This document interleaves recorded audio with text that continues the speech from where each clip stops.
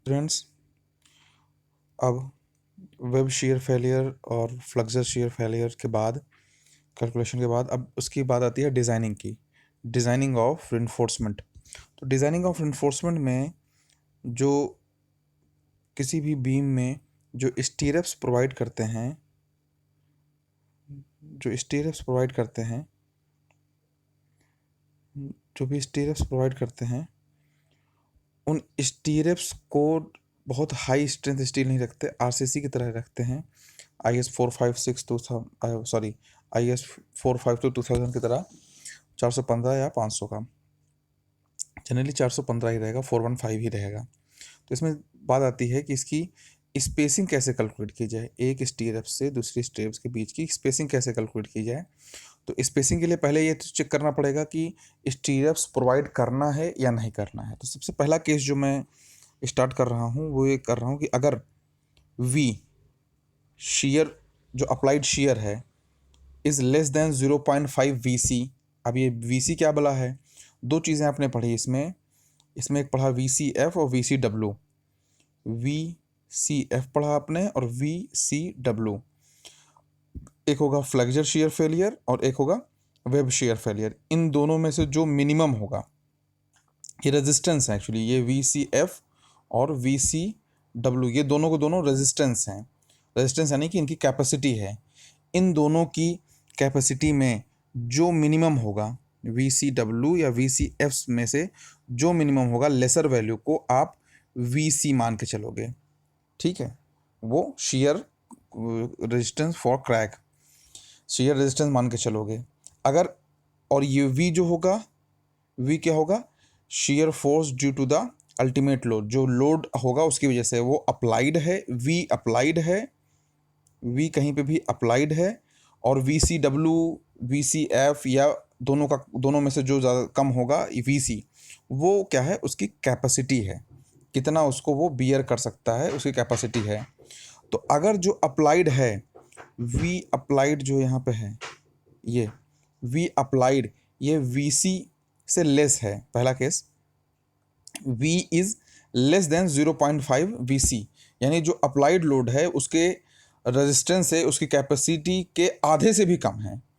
जो कैपेसिटी है यानी 0.5 VC, जो कैपेसिटी VC है उसके आधे से भी कम है, तो यहाँ पे कोई भी रिइंफोर्समेंट प्रोवाइड करने की ज़रूरत नहीं है। No need to be, no shear reinforcement need not to be provided. अगर ये आधे से कम के अलावा आधे से ज़्यादा है, मगर फिर भी V is less than VC, यानी अप्लाइड लोड से कम तो है मगर आधे से कम नहीं है, थोड़ा उसके थोड़ा बहुत कम है, उसके बराबर या उससे कम है। ऐसे केस में ये फार्मूला प्रोवाइड करेंगे, इस फार्मूले का यूज़ करेंगे। ऐसे केस में इस फार्मूले को यूज़ करेंगे। इस फार्मूले में क्या है, ASV FY और B।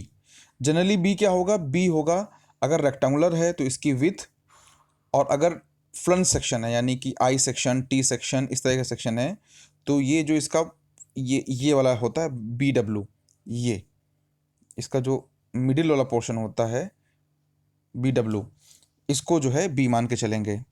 FY क्या है, FY is the characteristic strength of stirrups reinforcement which shall not be taken greater than 4/5 newton per mm²। 415 से ज़्यादा उसको नहीं लेनी है। ओके, AS क्या होगा, total cross sectional area of stirrups legs effective in shear.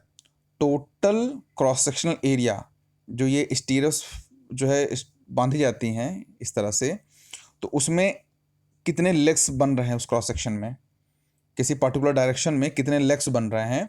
Total cross sectional area of stirrup legs effective in shear. For example, ये कोई स्टीरियप इस तरह से प्रोवाइड किया गया है, तो किसी एक पर्टिकुलर सेक्शन में देखोगे तो एक लेग ये, एक लेग ये, दो लेग होंगे, तो पूरे सेक्शन को 2 से मल्टीप्लाई करना पड़ेगा, एरिया को 2 से मल्टीप्लाई करना पड़ेगा।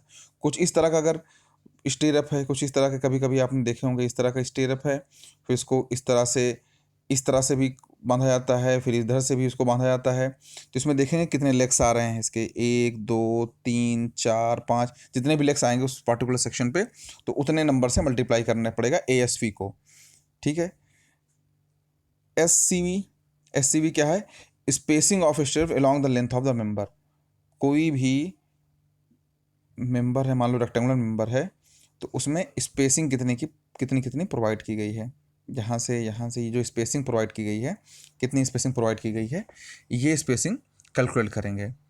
और VC जब एक्सीड करेगा, V एक्सीड टू VC, तो ऑलमोस्ट फॉर्मूला सेम है, बस दो चीज़ें चेंज हो जाएंगी। DT, ऊपर DT मल्टीप्लाई होगा और नीचे V माइनस VC हो जाएगा। इससे पहले में क्या था, 0.4 B था, और अब इस बार क्या आ गया, V माइनस VC होगा। DT क्या होगा, depth from the extreme compression fibre. Extreme compression fibre से डेप्थ है, extreme compression fibre to the longitudinal bar तक, और to the centroid of the tendon. Longitudinal bar के तक लेंथ या फिर सेंट्रॉइड ऑफ द टेंडन तक उसको मेजर करेंगे DT को। ठीक है। अब इसमें एक चीज़ और भी आती है कि होता ना स्पेसिंग में इतने से कम लेना है, इतने से ज़्यादा लेना है। तो इसमें क्या है, the spacing of स्टीरअप should exceed नहीं होनी चाहिए कितना, 0.75 ऑफ DT या 4 time of the web thickness of the flange member के 4 टाइम, या 0.75 ऑफ DT, उससे नहीं होना चाहिए।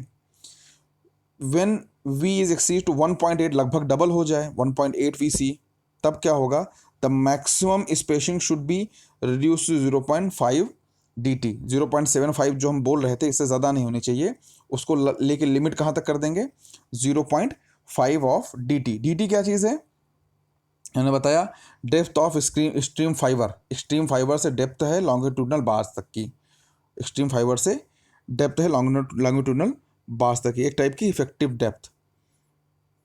ठीक है। और कंप्रेशन फाइबर लिया गया है।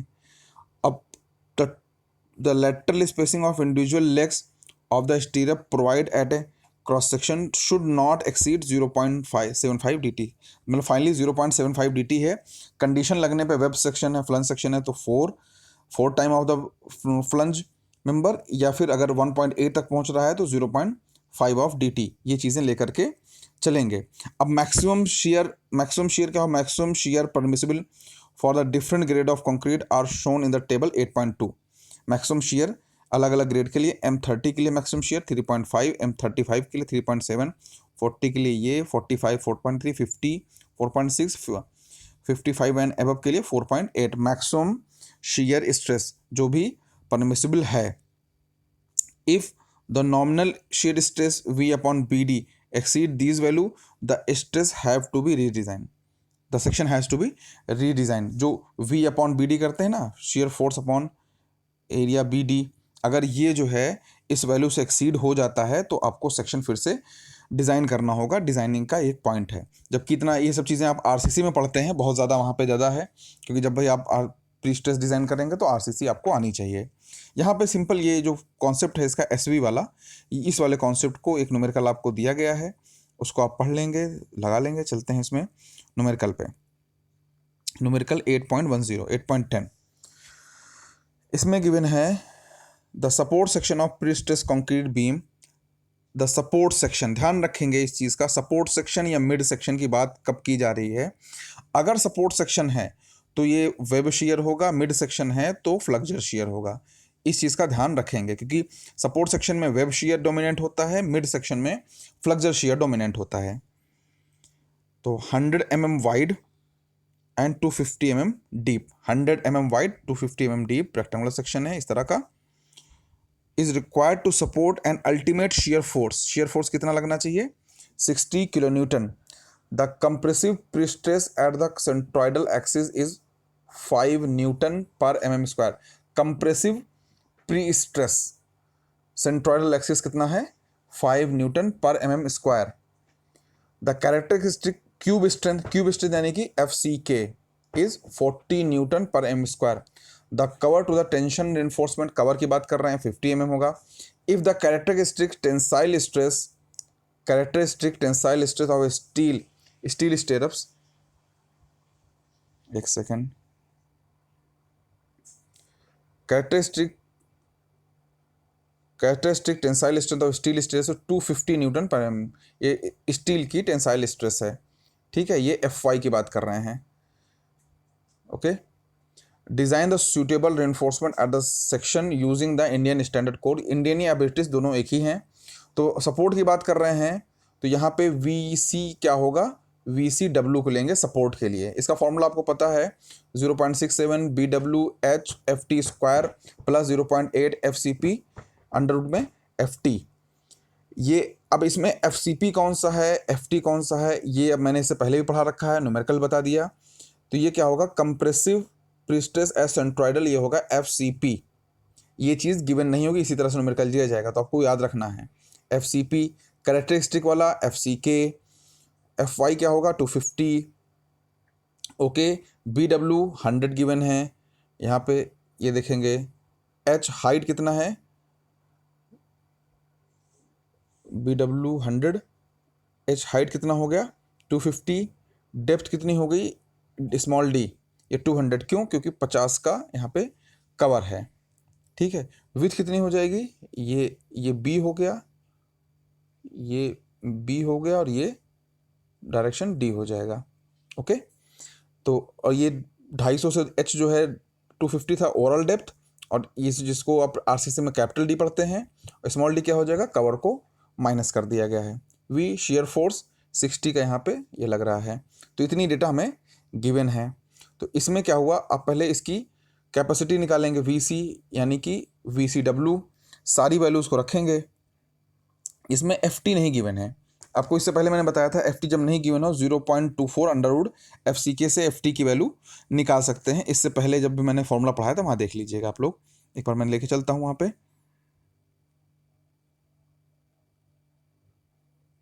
वेव शेयर फेलियर में आपने जहाँ पढ़ा था वहाँ एकदम सबसे ऊपर ही दिया गया है।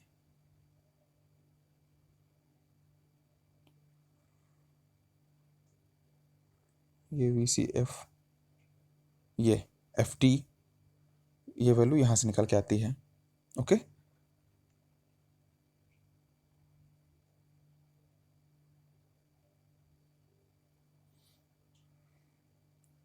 FT की वैल्यू यहाँ से कैलकुलेट कर लिया, under root 0.24 under root FCK से ये वैल्यू आ गई 1.517, और FCP गिवन था 5, सारी वैल्यूज़ को हम रख दिया यहाँ पे, VC कैलकुलेट कर लिया, यह आ गया 48.4।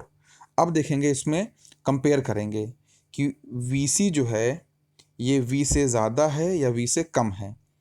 V जो कैलकुलेट था वो 60 था, अगर ये वैल्यू 30 से कम आ जाती, ये जो VC की वैल्यू है, ये जो वैल्यू अगर 30 से कम आ जाती तो यहाँ पे कुछ करने की ज़रूरत ही नहीं थी, एज इट इज़ छोड़ देते, क्योंकि 50% 0.5% अगर V is less than 0.5 of VC, अगर इतना आ जाती, सॉरी अगर ये वैल्यू 120 आ जाती, अगर ये वैल्यू 120 आ जाती, ये वैल्यू 120 आ जाती तो इसको एज इट इज़ छोड़ देते, इसका जस्ट डबल आ जाती तो छोड़ देते, डबल या डबल से ज़्यादा।